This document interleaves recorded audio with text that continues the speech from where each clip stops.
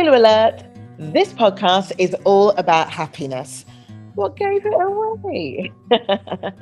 I'm Fayon Dixon and welcome to Happy Talk. Each week, I will be introducing you to someone that I share a happy connection with. I just believe that we all have happy stories, happy events, and we sit on them. We never share them. So this is the platform for doing it.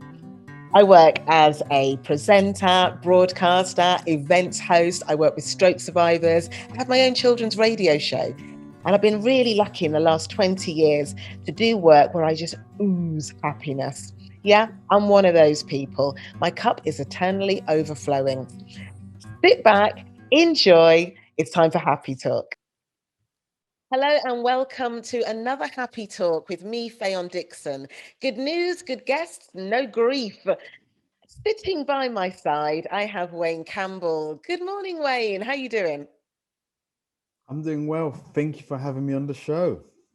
So happy to have you on the show, my friend.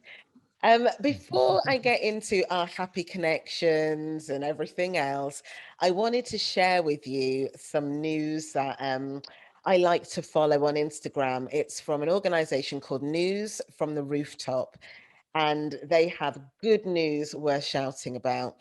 Everything that they talk about in their posts is about campaigns and issues that are out there and making a difference. So, can I share this with you? Absolutely. Thank you so much. Thank you. So, if you scroll down on their feed, you will see lots of pictures and lots of info about what's going on. So, this is about dementia wellbeing specialists, campaigners who live with people with dementia, and university specialists as well, or academics, I should say. And what's happening is they've come together because the rise in people being on their own over the winter time is on the increase, and all of these people are very concerned that they're not going to get to see their friends and loved ones, and the fact that they're isolated with this pandemic, but they're in a whole type of isolation, Mm. with having dementia. So they've come together, and the way that they're doing this is that there is new research that's been highlighted because of the growing anxiety of the long-term impact of social distancing. But in good news, what they're doing is they've looked at all the figures and they basically put together this thing called At Relish Joy. I'm really glad that these organizations have come together to highlight this fact, because we're all facing strange times, whether we are isolated with just a small group of our family or isolated alone. But to know that you've got a family member who is struggling with their mind and has no clue what is happening, that's got to be just off the chart, hasn't it? No, absolutely. And it's something which I have actually experienced. My younger sister's father is suffering from dementia, and my mum often invites him over to our home. So he at least has a bit of familiarity. And, Mm, and as you said, these are trying times, with this pandemic and with everything that so many people are going through at the moment. Just to know that there is a safe space, if you like, or that you have support people who are there that can help you through these difficult moments is mm. it's a treasure in itself. I feel blessed that that's the sort of character that my mum is, and Mm. we're able to help as much as we can. Yeah, I remember our Uncle Son, he passed away a few years ago now. And he's gone through a lot in his life. And his mind, though, was the last thing to go. I mean, he had stroke, he had this, he had that, but his mind was the last thing to go. And he lived in a care home. But my mum would go and cut his hair, she'd take him shopping. And, when she first came from Jamaica, he was one of the first who was here, and she went to live with Yeah, Uncle Son. And Uncle Son, when my dad came over, sort of showed him the ropes and everything. And, he always used to say, I know he was an alcoholic for many, many, many years and should have been dead 30, 40 years back.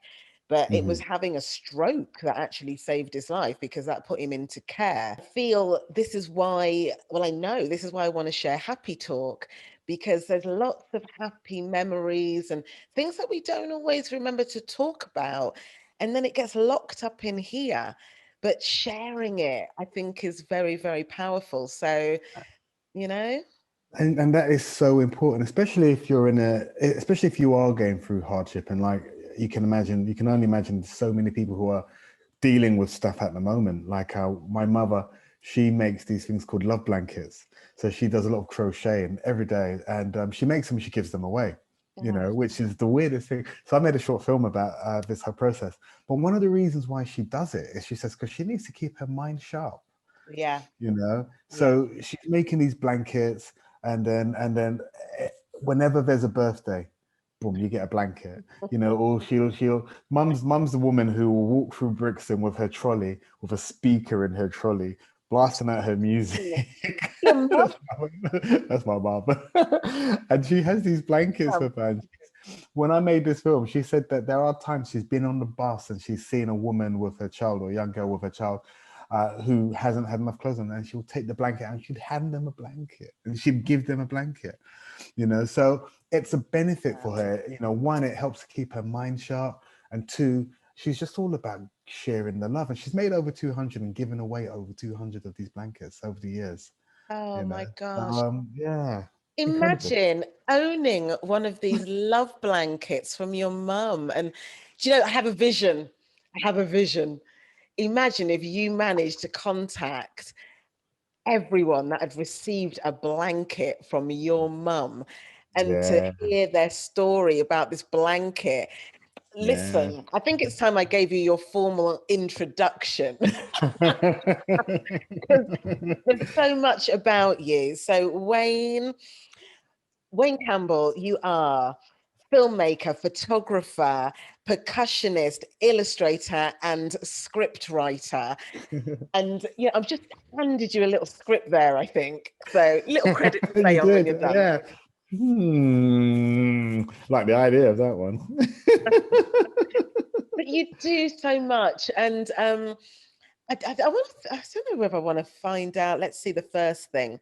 When did you start with percussion? Because the kind of music that you play, that tribal, funky sound, is all me. I love it so much. And, we're from the same kind of era. We're born in the same year, you and I.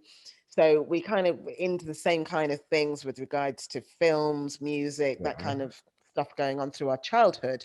But when did you get into being a percussionist?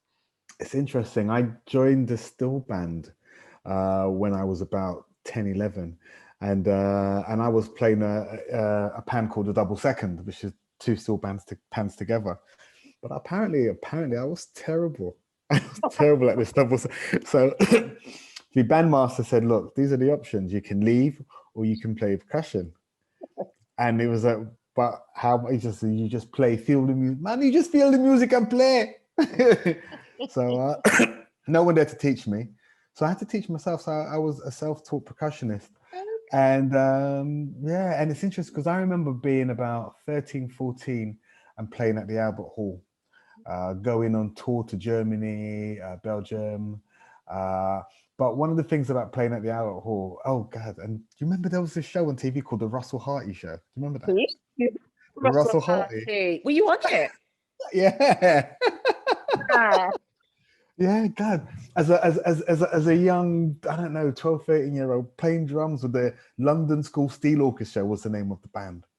And played at the Barbican Centre, played at Festival Hall, Albert Hall, Russell Harty Show. So growing up, it was quite prolific, the music and how, but it was all still band. And then I kind of switched, did the whole kind of played with some bands. Then I stopped. I have to say, I stopped playing drums for at least 12, 13 years. And I didn't even, and none of my friends knew that I played drums. And then I remember because it was when you were small, because it's when you were young. It was when I was small, yeah. And then we must have been in sort of like early 20s, mid 20s. We were at a wine bar, and there was a band there, and they had some drums. And I said to the guy, "Can I play?" And he said, "Yeah, go ahead." And I played and completely smashed. And all my friends were like, "Dude, you play the drums!" From And then I remembered. I kind of remembered. Yeah, I do play the drums. And then I made this effort to keep doing it and then just stick with it because it was something I did quite well. And fast forward a good few years, and I'm still drumming. I'm still drumming, and I'm loving it. there Absolutely is a loving it. real skill and an art to playing percussion. And me, I'm big on drum and bass. Oh gosh. I mean, I'm not just talking about drum and bass. I'm talking about the drums and the bass guitar. Okay. From when I was Okay. tiny, I was dancing. I don't know if I came out the womb dancing. It's just I love a beat, and Yeah. I've not got to see you live yet. You've invited me many times, and I've not done it yet. And look at that lockdown upon us now. I haven't listened. Anywho, I've seen the videos. I've seen the videos, and you've toured like since you're an adult now, haven't you? I saw you in Amsterdam. I saw you Oh, in all yeah, that was kinds of places. great. Yeah, Amsterdam was brilliant. ADE, which is the Music Dance Festival. So anyone who is anyone in dance music descends in October on Amsterdam. Oh, And so you've got all your Louis Vegas and your all your top DJs are all there. So we were invited down because Tribal House. Tribal House has been around, but it's still a relatively niche music form. Funky house or house or techno, they get all of the props. mm, But then you have these smaller kind of more niche sounds, and in this country anyway, it's something which has been steadily growing over the years, and then I fortunately bumped into tribal house about 3 years ago when I was in Croatia. mm. I was there on holiday, a thing called Sunsibi, which is again, it's just sort of like I call it big people soul music, a festival. Like My Soul Radio, all big people soul music. No hassle, no grief, just pure music and bare love. Mm. And we were out one night, and this DJ Helen Ting, she was doing a set, and for the life of me, I was like, "What on earth am I listening to? What is this music? Oh my god!" Hooked, absolutely hooked. It was the most unbelievable, warming, beautiful sound ever, Mm. and it just got me so entrenched, and that was the beginning of this incredible journey that I'm still on, and I'm absolutely loving. Helen Amazing. Ting, Her name was Helen Ting, love that. a Chinese tribal house DJ. I'm You know. writing that down. Helen Ting. Uh, I bet there's links to the Helen Ting on your social, so I'll check that out. oh yeah, yeah, yeah. But I will continue to send you the mixes that so Please, yeah, because please. those are great, and I think the fact that it's something that we both really really are deeply into, and music, as you said, the drum and the bass is something that really moves me and motivates me. Absolutely. So I'm just going to share some other things that I'm happily connected to you with. And you are a father of 4 children, and I have only met one at the moment so far. And Yes. let me tell you about how I felt on meeting your youngest son, Skye. I was having a meeting with you at the Ritzy, and you said, "Oh, my son Skye is going to drop in." Yeah, and I'm thinking, okay, I'm thinking, well, we're going to be having like we're really into a big old chat here. And you said he's like 17 and blah blah blah. Okay, cool. So in comes this young man, and I've met lots of, I work with young people, and I've seen, what they're like at all different ages. And your young man sat down, introduced himself properly to me. Didn't kind of just slide into the chair and go, "Hey," or say nothing. Yeah, properly introduced himself, sat down, and then kind of measured our conversation a bit after, obviously talking to you, and then kind of measured where he was at with our conversation, and then looked interested, but not just for the sake of looking interested. He was interested. And he sat back and he listened. And then at points, then he would say something which contributed to the conversation. And Yeah. I just like, this is no ordinary 17-year-old boy here. This man is older than his years and has a compassion and wisdom to him that I've not seen in many 17-year-old boys. And then you were telling me that he was, well, I'll let you tell the story, although it was everywhere, about how he nearly missed his interview to get into Oxford. He it was weird because at first we were not sure whether he well, he wasn't sure whether he wanted to go there, and we were like saying, you know, let's go for the interview because you may change your mind. So yeah, well, a quick recap. So Skye has been a bit of a he's a sponge. He's an information sponge. He got 10 A stars GCSEs. He then went on to get A star biology A level, A star biology maths, and B art maths, B in art at A level. So and then he wanted to study biology, so we looked at Oxford, and he wasn't sure he wanted to go there initially. And then I remember when we went for the interview, he was blown away. And then he looked at me and he said, "Dad, I'm going to Oxford." And How then did you he feel got when he in. said that? How did you feel? I was like, you know what? You can do this. I was like, you know what? Yes, you are. I was like, you absolutely are. Because everything he's put his mind to, he's achieved. He really is as focused a young adult as I've seen. He really is. So he got in, and then I suppose his challenges were slightly different in as much as lockdown happened. There was the death of George Floyd. He's second year biology student, and I think he was able to look at Oxford. He was able to see what was the impact of the Black Lives Matter movement at a prestigious university like Oxford, and what it meant to him, what it meant that there was the Cecil Rhodes statue on one of the campuses, and how over the years people had been demonstrating to have that removed, and then all of a sudden with the world's glare focused on racial discrimination, it's something that actually happened. And he was able to look at what what it meant for him to be in an institution where his face, his skin color represented less than 1% of the people that went there. You know, he was able to look at what it means to be discriminated against, and how he felt the institution was supporting him or playing lip service to him. So, you know, and he measured that. So he joined the African Caribbean Society. He's the creative director of their newsletter, and he's very, very, very, very much involved in what the society are doing in trying to promote Black excellence. And similarly speaking, my other son, my elder son, has just been nominated for best drum and bass record label. He's a newcomer, so he makes drum and bass music. He's had 10 number ones in the drum and bass charts this year alone. And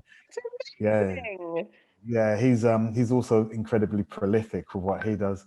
But as well as that, one of the things that has come up is that he produced an album called the Black Excellence Album, and that whole album was about addressing the fact that 20 years ago, drum and bass was a very kind of mixed culture. There was it's the roots of it are sort of like reggae music, and so it has a strong Black heritage. Yes. Fast forward 20 years, 2020, the contribution of Black producers and Black DJs is less than 5%.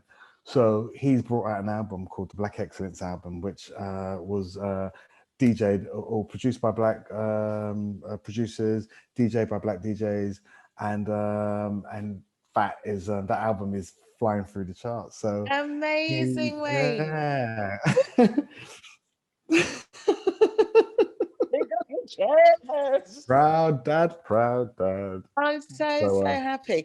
We could start talking about your daughters, but we don't have enough time to talk about the whole family in this okay. one. We're going to have to do another podcast just about you and Tell your me happy about it. family, because, Uh, yeah, they are, you've got some talented people in your family. I'm so proud and happy to be able to share this news here on Happy Talk. So thank you. no, thank you. The other thing that the last thing I want to share with you before we talk about your show and tell, the thing that you brought to show us, is the first time I met you. And this is how I knew you and I would be friends. Yeah. We've actually only known each other just over 2 years, and we met in a production capacity because I was Yeah. coming to the studios where you were working, and you were going to produce some interviews that I was doing on the radio for the biggest Yeah. part of Tomorrow's Engineers Week. And I hadn't met you yet. I just arrived in your work, and I was on my way probably to the bathroom or something, and I met a man walking towards me carrying a big, big juicer like this. It was like goo green and it was thick. Yeah. And I just said to you, I went, what's in there? It's reeled up all this good stuff that was in this smoothie. I think there's oats in there, and Oh yeah, spinach, celery, avocado. it was all in there. And I was like, because I'm a smoothie freak. And, and then it wasn't until I went to the loo, came back, I realized that you were my producer, and we just kind of bonded on that day, Yeah, didn't we? yeah. We finished all the recording, but I think I was there about an hour or so afterwards. We were just, We were just chatting. Yeah. yeah. So, yeah, smoothie. When you meet a fellow smoothie lover, it warms my heart because again, I was talking to my youngest stepdaughter, and we were talking about, eating well, la, la, la, la. And she knows I make a juice every single day. And she's like, Yeah. whatever, it's fine. I said, well, how much fruit you had? Well, in the last month, it was like on single figures, But there's a 5 a day thing going on. Yeah, you need to get on Oh the yeah. 5 a day thing. But between me and Lawrence in a day, we probably have like 10 a day with the fruit juice in the morning, the smoothie in the morning, then the food we have through the day. But you are Yeah. the king of smoothies. Yeah. Man, I gotta say, it was something which started about 4 years ago. Through health reasons, I needed to just basically make a change. And like when something just becomes so ingrained, so natural, Yep. like I get up in the morning, it's like and my smoothies are developing this, like there's turmeric in there, beetroot, ginger, Every and time. yeah, there's a shop in Brixton. There's this guy who lives underneath the bridge on Brixton Market, and he sells herbs, different herbs, bags of herbs, and you can get things like spirulina, you can get moringa and all nettle weeds without paying a fortune, can I just add? without paying. Yes, exactly. You got Holland and Barrett's across the road which don't want to charge you 3 times the Like they amount. buying this stuff themselves. This stuff, and I take clumps of it out, stick it in the NutriBullet, and I blend it all the way down to a powder. And then, so what I do is that when I make my smoothie, I take a spoonful of that and I pour it in as well. So it's got all of that stuff in there as well as the oat bran and everything else. And yeah, now it's just it's way of how life. I wake up. It's the way of life. And what I want to do is I want to take that kind of like breakfast philosophy and move it into lunch and then move it into dinner. That's proved to be a bit more difficult, but but the fact that there is stuff that you can, like, I also make this soup. So I'll go. I love a soup. I'm making a pumpkin soup later. Go on. So it'll have pumpkin, sweet, turnip, sweet potato, has all of this stuff, and maybe sometimes fish, sometimes not fish. But I'll boil it down, then I'll take it all, and then I'll blend it, and then put it back in. So it's a thick soup. I love veg, but I only love veg when it's blended. I can't sit there and eat swedes and turnips and sweet potato. I can't eat it like that. If it's blended in a soup, Perfect. And then I'll get coriander and I'll sprinkle coriander on the top, and then that's it. And then that's my soup, and it's spicy. Yeah, Oh God, a little bit of bonnet pepper in there, yeah. you know. Yeah, I was down in Brixton Market this weekend, and the joys of like, give me that piece of coriander there and a big Yeah, old bunch of parsley. Let me have some Scotch bonnet while I'm there. And I got this massive, and like it's half a pumpkin, but it's huge. Because I was growing my own little bits and bobs out in the garden, but I've eaten them. So I went to Brixton and got this lovely bit of pumpkin. So yeah, yeah, pumpkin, carrot, what we do, yeah. potatoes, sweet potatoes. I've got it all. So I'm going to make a really nice soup. I call it my bitchin soup, actually. That's what I call it. Yeah. Good. Moving on, it's family show. It's time for your show and tell. Wayne Campbell, what have you brought to show us? Okay, what I brought you is this thing here. Ooh. Uh-huh. Okay. It's a bit of onyx, Mm. and what it represents for me. Did I tell you what it represents? Yes, please. What it represents is my journey into spirituality.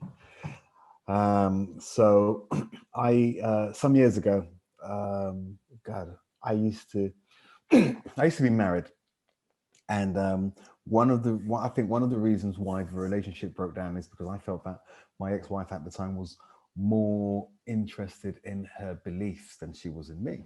Okay. Her beliefs. So I convinced myself that it was the kids first, her beliefs, and then me. I was like, Hulk smash.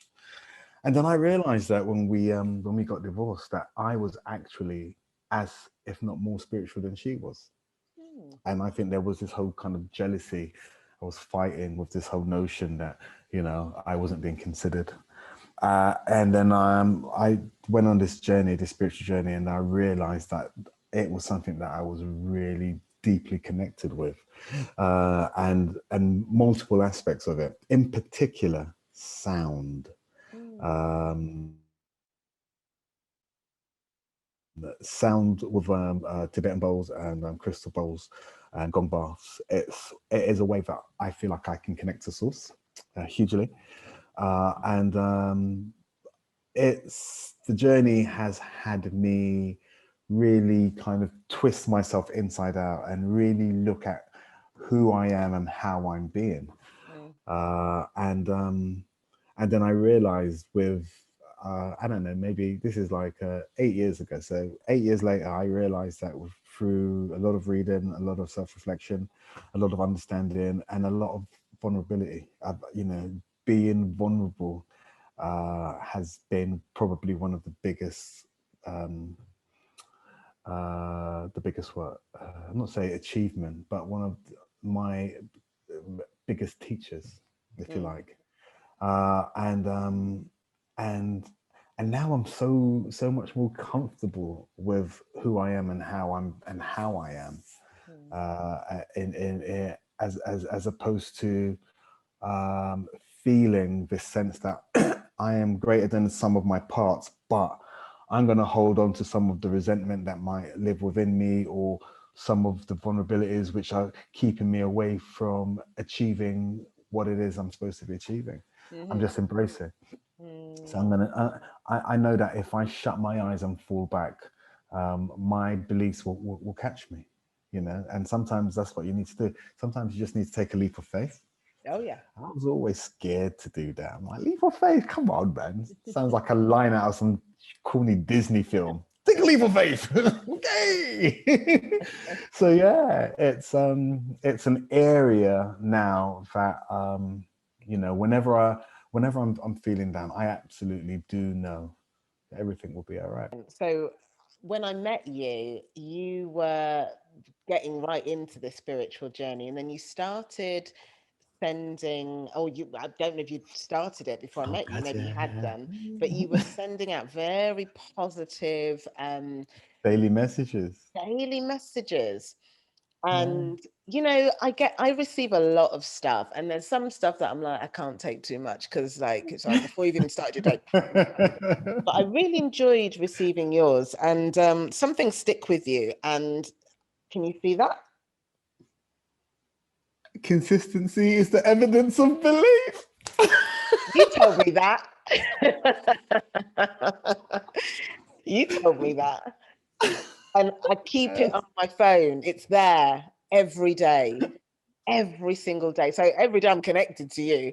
But you told me that, and I needed that. When you told it me 2 years ago, I really needed to hear it and Yeah, get that consistency going. Because I'm consistent, but there's this belief, the consistency and the belief thing. There was a disconnect somewhere, yeah, and the journey I've been on since then has been fantastic. You know, everything leads up, doesn't it? I'm always gathering contributions from everywhere.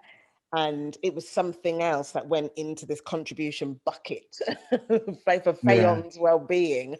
And it's really supported my journey. So thank you so much. Thank you. No, thank you. I still use that. I mean, I've got it. It's by my bed when I wake up in the morning. I've got one of those sort of like label making machines, and I've Cool. made all these labels, and I stick them up everywhere in my room. That's so cool. That's so cool. You know. So can I ask you then? So the onyx, a stone that I absolutely love. Mhm. So I know now about your journey, but why that particular piece of jewelry or stone? Why is it there? Why did you choose that piece? Because it was, this was probably more intuition than anything. It was one of the first stones that I got, you know, and I wanted it because it was black and it shone to me. It was just like, that's what I want. Just want Mm, this piece of black gold, and then I kind of could relate to it. mm, I mean, since then quartz crystals, pink crystals, and various other kind of stones, but this represents beginnings, new beginnings. This mm, is the beginning of my journey, um, and I don't know. It is the new me. You know, it's mm, weird because I was probably reading Eckhart Tolle at the time, The Power of Now. mm. You know, because I think I was one of those guys who would have his past, like I'd carry all of my past with me into my future. So Mm. wherever I went, so hi, my name's Wayne, and then you Yeah, can see yeah, yeah, all of the yeah. stuff carry You my got my past. luggage over there? Yeah, that's fine. You Yeah. just bring all that luggage in. That's all I mean, mine. that was it, you know. Through reading The Power of Now and the whole understanding that, you know, all we have is right here, right now. This is us. This is what we got. You Mm. know, yeah, all of that stuff and all of that stuff. Leave it where it is. We've Just got to live in the travel light. moment. Got to travel light, Yeah, yeah, you know? absolutely. You know, and you know, I just had this, and I had this habit of just doing that and just rubbing it. Mm, You know, everywhere I went. good, That good. was it. So I So kind of would connect to it, pleased. you know. So pleased to hear that. And that's lovely. It's thank you for sharing that. When I go on my Buddhist courses, I haven't been on one for so long. I'm really missing them. And I've been, practicing 18 years. I usually go on a course maybe twice a year or something. But I would love to go on a course. oh, mate, you come on the next one with me. You know, Yes. you come as my guest. And Yes. going to Taplow Court, which is the place that I got married, and we had our 90th anniversary of the Soka Gakkai organization, which means Value Creation Society. It was like Okay. last on the 18th of November, and somebody sent a photograph of Taplow Court on the morning of the 18th, and you as a photographer, you'd love this. So this incredible building, and then you saw the fog, the morning fog just rolling in the deep on this grounds of this thing, and then in the corner the sun just started burning through. It's somebody just took it on their phone and thought, oh, just let me get a snap of Taplow. Bam, that thing's gone viral because we all miss going to Taplow so much. And I used to love going on my Buddhist courses and going, right then, Fayon, take all your baggage with you. And literally I used to do a visual thing of dumping it at the gates of Taplow and going, I ain't coming back for you on the way out. So I'm going to be coming out even lighter. So, yeah, I totally understand that. We must travel light because there's so much out there for us to Yeah. absorb, and we Yeah. don't need to take on everything. So we have to travel light, But it's one of those things is when you're kind of used to, and a lot of people don't even know that they're carrying the weights of the world with them. Yeah, I mean, because we kind of justify our journeys, we justify our reasons, we justify our failures and we justify everything. And because you got your little ego on your shoulder just whispering in your ear, and I think, yeah, to be able to put your luggage down and to see it, and sometimes it's not just about putting it down. It's about, I am consciously putting you down. I can see you over there, and you're staying there. Mm-hmm. It's acknowledging what you're doing, because sometimes you can put things down and they just stick back to you. You don't even see it. But it's like, nope, I left you there. Stay there. Get off me. Stay there and heal. Don't move. It is literally about just having a process where you are able to recognize, one, you have to recognize what it is before you can remove it. Yeah. I've recognized what you are holding me back. I know what you are, and I'm going to leave you there. And I wish you the best, but our time has come. We have to part, so you do that with love as well, and let it go. And that is something that's not easy. It really isn't. As you probably know, as a spiritual person, sometimes when you are learning to let stuff go, when you are learning to move on, when you are learning to break old habits, bad habits, whatever habits, it's never easy. It's a whole nother another podcast, man. Yeah. I had a situation. We're going to end in a minute, I promise. I'm going to let you go in a minute. This is how we get, don't we? I had a situation happen to me only a few weeks ago, and I could see it as an old habit, but it turned inside me. In Buddhism, we call it our human revolution. And I knew I had to break through this thing, but it was causing me so much pain. And I was like, Fayon, I thought you let go of this kind of behavior many years ago, but certain things are with you. But I recognized it. And I was like, okay, hello, old friend. So you're back. Welcome it back. And then I had to, and Lawrence was affected by the way I was behaving in this situation. And it was horrible to see myself like this again, but I sat with it, and I chanted through it, and I stayed with it, and I went against my normal little ego going, it's okay, it's okay, you can do it, you can do that, you can do that. My Buddha self was saying, Fayon, you need to listen, and you need to listen now. And the ego voice was getting smaller and smaller and smaller, thank goodness, and the bigger self was becoming more. Now we're back in the room. Well done. But it was really causing me pain because it was easier to go with the ego, to be quite honest. Much easier. But it would have caused me a lot more pain down the road, Yeah. So interesting. But you recognized it. That's the good thing. You recognized it. Yeah. So that's good on you. A work in progress. Wayne, it's been a delight to speak to you today, as ever. An absolute pleasure. Absolute pleasure. Yeah. I've got so many lovely guests to speak to who I have connections with. And so, when I first decided I was going to do this now, in the last sort of couple of months, when I said, right, here's my list of people, and you obviously were on it. There's a lot of people on the list, and so I've got a while to go, but I feel there's going to be a part 2. We're going to come back, you and I, on another happy talk another time. But yeah, I just wish you all the very best, and it's just so lovely to see you. No, thank you very much for inviting me. I thoroughly enjoyed it. And you know what? It's been a while since we've had a catch up like this. Yeah. And it just feels like it's just two people catching up, having a conversation, and thank you for making it just feel really relaxed and easy. So good to have Wayne Campbell on Happy Talk, left me with that funky vibe. What good times. Thank you so much. Okay, it's now time for your happy happenings. I do love receiving these. So this is your part of the show where you can send me any happy news, any joy, anything at all that's going on in your world, no matter how small or how big. You can send me an email to happytalkwithfayon@gmail.com. And I've got an email from Mel. Thank you so much, Mel. Mel is in South London, and she's telling me that her and her family, a few times now through lockdown, have signed up to a walk your doggy, I think it's called walk your doggy, or walk my doggy.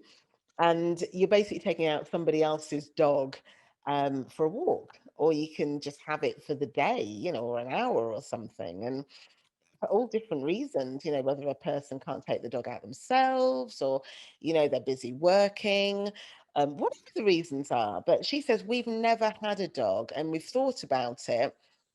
Our son's about 7, although he has ADHD, and we're not sure, of the relationship, how it would be, blah, blah, blah. So when lockdown started, we thought it might be a good idea to try this thing out, and it's going really, really well. The son loves having a pet in his life that he can, look after. And, obviously, they don't have the whole trials and tribulations of owning a dog, being 100% responsible for it in their own home, but they look after another person's dog when they go out. And she said it's for her son, it's just brought him so much more out of himself, and he's become more talkative and a lot more calm, and really loves looking after the dogs when they get them. So thank you so much, Mel, for sharing this good news. I do love it. And for you guys out there, do share your happy news with me here on Happy Talk. So that's me for another week. I will be back next week with another guest. Until then, take care of yourselves.